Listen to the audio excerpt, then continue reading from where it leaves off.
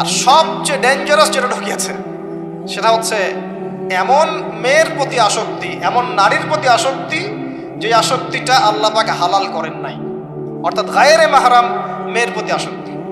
এটা এক নাম্বার, কারণ আল্লাহ পাক সূরা আলে ইমরানে বলেছেন যুয়্যিনা লিন-নাস হুব্বুশ শাহাওয়াতি মিনান নিসা।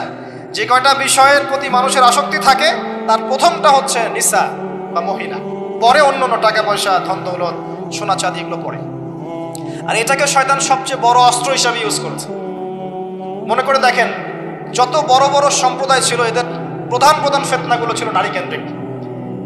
এমনকি নবীজি বলেছেন বনু ইসরাইলের মধ্যে প্রথম ফিতনা হয়েছে কি কেন্দ্রিক?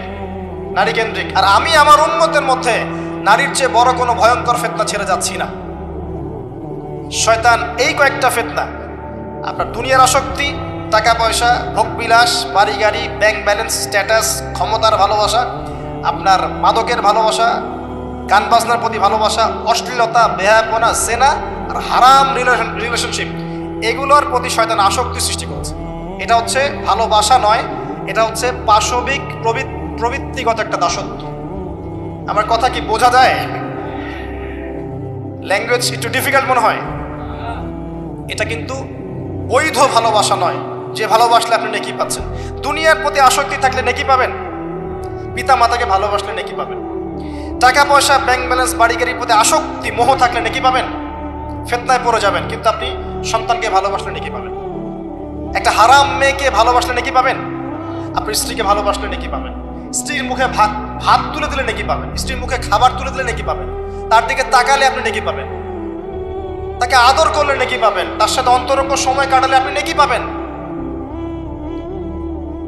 আপনি মাদক, এই যে গান বাজনা, পর্নোগ্রাফি, মানে ক্ষমতার দাপট, এই বিষয়গুলোকে ভালোবাসলে নেকি পাবেন, নাকি মায়ের সেবা করলে নেকি পাবেন? বৈধ ভালোবাসা, অবৈধ আসক্তি। এখন এই অবৈধ আসক্তিগুলোর মধ্যে একটা হচ্ছে হারাম মেয়েদের প্রতি ভালোবাসা, যেটা এখন এই মুসলিম সমাজের মহামারী বলা যায়। অন্য পয়েন্টসগুলো আজকে আমি বলার সময় পাচ্ছি না, এগুলো নিয়ে অনেকদিন বলেওছি, ইনশাল্লাহ আগামীতে বলবো। দুনিয়া, মাদক, অন্যান্য বিষয়গুলো পরে টাচ করবো ইনশাল্লাহ। আজকে যে বিষয়টা নিয়ে কথা বলার বেশি দরকার, যেহেতু আগামীতে একটা সময় আসছে যখন এই বিষয়টাকে নিয়ে মানুষ বেশি পাপে লিপ্ত হবে, এই জন্য বলছি। এটা হচ্ছে হারাম ভালোবাসা, আল্লাহ পাক বৈধ করেননি। এমনকি কথা বলার সময় আল্লাহ পাক বলেছেন একজন গায়রে মাহরাম মেয়ে যেন পর্দার আড়াল থেকে কথা বলে, কিছু চাইতে হলে যেন পর্দার আড়াল থেকে চায় এবং গলার ভয়েসটা যেন কর্কশ হয়। আল্লাহ লিমিটেশনগুলো দেখেন আর বাস্তবতা দেখেন। আল্লাহ পাকের লিমিটেশন হচ্ছে এরকম যে একজন মেয়ে যে আমার স্ত্রী নয়, তার সাথে আপনি ফোনে কথা বলতে পারবেন না, প্রেমালাপ করতে পারবেন না, আপনি তার দিকে কামনার দৃষ্টিতে তাকাতে পারবেন না, আপনি তাকে স্পর্শ করতে পারবেন না, তার সাথে নির্জনে কোথাও সময় কাটাতে পারবেন না। আল্লাহর বাইন্ডিংসগুলো দেখেন। একজন নারীর সাথে ফোনে কথা বললেই কিন্তু সেক্সুয়াল সম্পর্ক হয় না, হয়। একজন গায়রে মাহরাম মেয়ের সাথে যদি আপনি বসে কফি খান তাহলে কিন্তু যৌন সম্পর্ক স্থাপিত হয়নি, এখন হয়। তারপরেও আল্লাহ রাব্বুল আলামিন বলছেন ওয়ালা তাকরাবুজ জিনা, এটার নাম আল্লাহ দিয়েছেন জিনা, আর বলছেন করো না এমনটা নয়, বরং ধার কাছেও যেও না। মানে একটা সীমারেখা দেয়া আছে, একটা মাঠ, এর চারপাশে একটা বাউন্ডারি দেয়া আছে, বাউন্ডারি পর্যন্ত। আল্লাহ বলছেন মাঠে ঢুকো না, এমনটা বলছেন না। আল্লাহ বলছেন মাঠের বাউন্ডারির কাছেও যেও না। কথা বুঝতে পারছেন? ফল খেও না, না ওয়ালা তাকরাবা হাদিহিশ শাজারা, এই গাছটার কাছেও যেও না। মিলাতে পারছি আমি, বুঝতে পারছি? আদম এবং হাওয়া আলাইহিস সালাম এই গাছের ফল খেও না, এমন কথা ছিল না। কথা ছিল এই গাছের কাছেও যেও না। একই কথা আল্লাহ বলছেন জেনা করো না নয়, ওয়ালা তাকরাবুজ জিনা, জেনার কাছেও যেও না। এখন এটা হচ্ছে আল্লাহর নিষেধাজ্ঞার একটা বাইন্ডিংস, লস, একটা পিলার, একটা বাউন্ডারি। আর আপনি বাস্তবতা দেখবেন ভিন্ন, যে গায়রে মাহরাম ছেলে মেয়ে এরা অ্যাডাল্ট, এদের যৌন চাহিদা আছে, সেক্সুয়াল চাহিদা আছে, একে অপরের সাথে কোনো মাহরামের সম্পর্ক নাই। এরা পড়াশোনার নামেই হোক, চাকরি বাকরির নামেই হোক, ভ্যালেন্টাইন্সের নামেই হোক, যে কোনো নামেই হোক, এরা একে অপরের সাথে মিলেমিশে একাকার। এরা কথা বলছে, কথা বলার পরে আরও কাছে যাচ্ছে, ভালোবাসার প্রণয় বিনিময় করছে, এক পর্যায়ে কফি খাচ্ছে, ডেটিংয়ে যাচ্ছে, ঘুরছে ফিরছে, এই করতে করতে করতে এক পর্যায়ে তারা হারাম জেনায়ও লিপ্ত হয়ে গেল, বিছানায় চলে গেল। এই সম্পর্কের পর দেখা যায় সম্পর্ক ব্রেকআপ শেষ। এবং এই ঘটনাগুলোর নাম দিচ্ছি আমরা কাছে আসার গল্প। কার কাছে? যার কাছে আল্লাহ যেতেও নিষেধ করেছে, বলে আত্মা করা বলছি না। আর আমরা বলছি না, কাছে আসারই তো গল্প। কাছে আসার গল্প হতে পারে মায়ের সাথে, মায়ের কাছে আসার গল্প হতে পারে, স্ত্রীর কাছে আসার গল্প হতে পারে, আমার সন্তানের কাছে আসার গল্প হতে পারে, দেশের কাছে আসার গল্প হতে পারে। কিন্তু হারাম জেনার কাছে আসার কোনো গল্প হতে পারে না। কি হতে পারে? জাহান্নামের উপন্যাস হতে পারে। কি হতে পারে? জাহান্নামের আমল নামার একটা উপন্যাস হতে পারে। উপন্যাস বুঝেন না? আল্লাহ পাক এই যে কিয়ামতের মাঠে আমল নামা ছুঁড়ে দিবেন, ছুঁড়ে দিয়ে আমল নামায় ঘুরতে থাকবে, কারো ডান হাতে কারো বাম হাতে। যার হাতে আমল নামা আসুক না কেন, যে হাতে আসুক না কেন, আল্লাহ পাক সবাইকে একটা কথা বলবেন, ইকরা কিতাবাক, তুমি তোমার কিতাব পড়ো, কাফা বিনাফসিকা আল-ইয়াওমা আলাইকা হাসিবা, আজকে তুমি তোমার হিসাব নেওয়ার জন্য যথেষ্ট। আমরা সবাই একটা করে উপন্যাস লিখছি, আমরা সবাই একটা করে উপন্যাস লিখছি আমলনামা আমাদের কাজের মধ্য দিয়ে। আর এর চেয়ে ভয়ঙ্কর বিষয়টা হচ্ছে, এই উপন্যাসটা আপনাকে পড়তে বলা হবে সবার সামনে। আমার কথা মানে বোঝা যায় না। আমরা একটা গল্প লিখছি আমলনামায়, উপন্যাস লিখছি, যার একটা মোমেন্ট বাদ যাচ্ছে না। এই যে এখন আমরা বসে আছি, এটা আপনার উপন্যাসে উঠে গেছে, আমলনামা উঠে গেছে।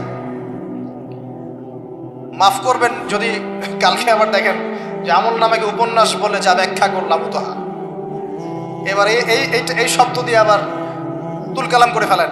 এটা বোঝানোর জন্য বলেছি, যুব সমাজ উপন্যাস বোঝে, এই জন্য বলেছি। যুবকরা উপন্যাস বোঝেন না? আপনারা বিভিন্ন উপন্যাস পড়েছেন, যারা জেনারেল লাইনে পড়েছেন অনেক উপন্যাস পড়েছেন। এই জন্য বললাম, বোঝানোর জন্যে আমলনামা কখনো উপন্যাস নয়, যে আপনি আর আমি একটা উপন্যাস লিখছি, নিজের গল্প নিজেই লিখছি, নিজের কাজের মধ্য দিয়ে নিজের উপন্যাস নিজেই লিখছি। এবং এটার মধ্যে সবচেয়ে ভয়ঙ্কর কথা হচ্ছে, এইটা সবার সামনে আমাকে পড়ে শোনাতে হবে। আমরা কি পারবো? এই জেনা, এই মাদক, এই পর্নোগ্রাফি, হারাম, জুয়া, ক্যাসিনো, অন্যায়, অত্যাচার, বেনামাজি, দুর্নীতি, ঘুষ, সুদ, এইগুলোর সব কথা সবার সামনে পড়ে শোনাতে আমরা কি পারবো আদৌ? আমরা কি প্রস্তুত? পড়তে কিন্তু হবেই ভাই, সবাইকে পড়তে হবে। আলেম, জালেম, কাফের, মুশরিক, মুনাফিক সবাইকে পড়তে হবে। ইকরা কিতাবাক, এক বচনে এসেছে, মানে এক একজন মানুষকে আল্লাহ পাক বলছেন যে তুমি তোমার বই পড়ো, তোমার কিতাব পড়ে শোনাও। কাফা বিনাফসিকা আল-ইয়াওমা আলাইকা হাসিবা, আজকে তুমি তোমার হিসাব নেওয়ার জন্য যথেষ্ট। আল্লাহ পাক আমাদেরকে কথার গভীরতা বোঝার তৌফিক দান। এই হারাম জিনিসগুলোর মধ্যে সবচেয়ে ডেঞ্জারাস এই ফ্রি মিক্সিং। ফ্রি মিক্সিং কি জিনিস? একজন বেগানা মেয়ে একজন বেগানা ছেলের সাথে মিক্স করবে। এখন আপনি কথাগুলো মনে হচ্ছে রূপকথার মতো মনে হবে, কারণ বাস্তবতার সাথে কোনো মিল নাই।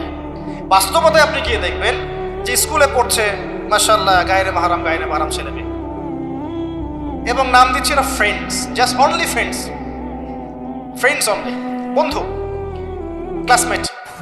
কিন্তু এর বয়স মাশাআল্লাহ 16, এর বয়স 20, বা এর বয়স 15, এর বয়স 18।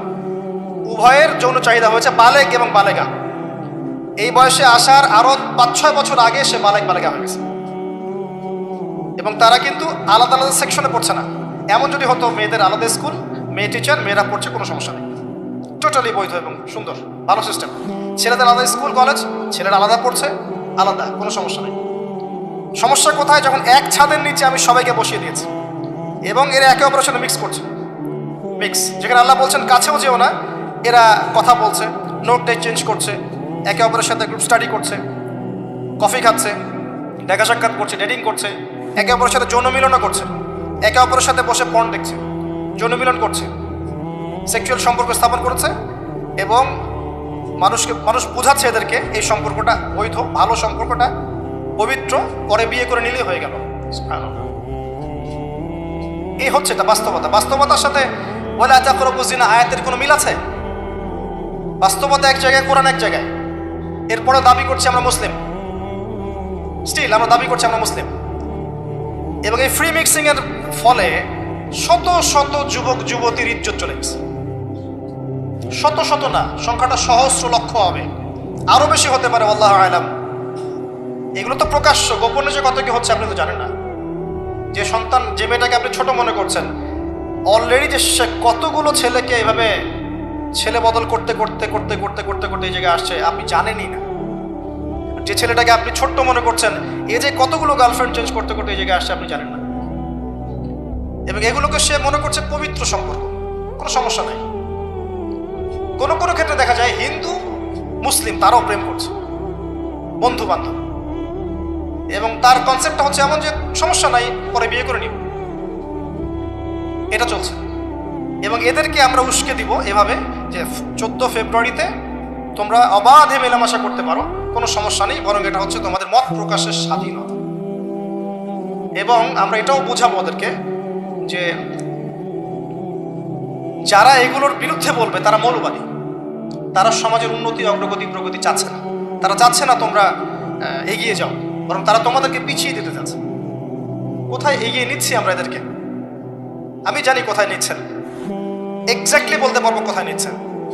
ইলাল নার, জাহান্নামের দিকে, জাহান্নামের দিকে এগিয়ে নিচ্ছেন, আর কোনো দিকে নয়। আসেন, এই মিক্সিংটা এখানে শেষ হলো না। এরপরে যখন সে কলেজ লাইফে গেল, সেখানেও দেখবেন সেম দৃশ্য, একই অবস্থা। দেখা যায় কলেজে মাঝে মাঝে আন্দোলন হয় না, হয় না? আন্দোলনে দেখবেন যে ছেলে মেয়ে একসাথে, ছেলের কাঁধে মেয়ের কোলের মধ্যে ছেলে মাথা দিয়ে স্লোগান দিচ্ছে, মনে হচ্ছে যেন স্ত্রী। হ্যাঁ, দেখবেন বিভিন্ন আন্দোলনের সময় দেখবেন কলেজ বিশ্ববিদ্যালয়গুলোতে, আমরা তো পড়েছি, আমরা তো বলতে পারবো, আন্দোলন হচ্ছে, বান্ধবী বসে আছে, বান্ধবীর কোলে মাথা দিয়ে বন্ধু, মনে হচ্ছে যেন স্ত্রী। স্ত্রী না পাবলিক প্রপার্টি, আল্লাহ ভালো জানে। তা পাবলিক প্রপার্টি যে কেউ ভোগ করতে পারে। এটা কলেজে শেষ থাকলো না, ইভেন স্কুল কলেজের মধ্যে দেখবেন যে আপনি টিচার একজন পড়াচ্ছেন, পুরুষ টিচার, এর চারপাশে মেয়েরা গোল করে বসে আছে ব্যাচ, পুরুষ টিচার মেয়েদের ব্যাচ পড়াচ্ছেন, মেয়েরা সবাই তার গায়ের মারাম। দর্শনটা এখানে এরকম না, এরা তো আমার মেয়ের মতো, এরা তো আমার মেয়ের মতো, জাস্ট এইভাবে, তুমি তো আমার মেয়ের বয়স। কথা বুঝতে পারছেন? তুমি তোমার মামনির মতো, আর ওই মেয়েকে বোঝানো হচ্ছে টিচার তোমার বাবার মতো।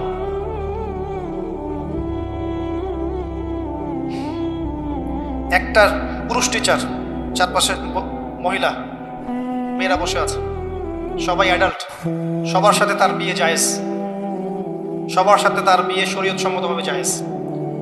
তারপরে একটা ফিলোসফি দর্শন ঢুকিয়ে দিয়ে তুমি তোমার মেয়ের মতো, অহরহ মেয়েদের ইজ্জত হারাচ্ছে, অহরহ।